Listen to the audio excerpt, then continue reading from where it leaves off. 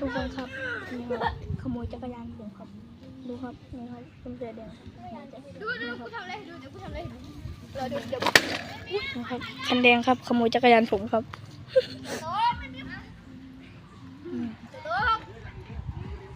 เฮ้ยมึงถ่ายดูเป็นเมย์ ทุกคนนะครับผมโดนขู่ทำได้ครับเรื่องที่มันขับรถคันนี้ของผมนะไปเล่นนะมันขับไปตรงนู้นครับแล้วก็ล่มครับแล้วก็ล่มใช่ไหมโม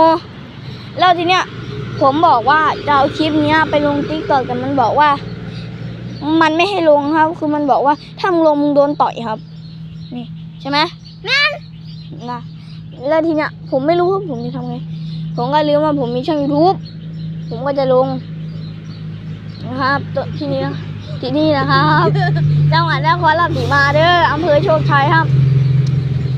ตำบลทุ่งกระดุนครับที่นี่ครับอบตทุ่งกระดุนครับยินดีต้อนรับครับ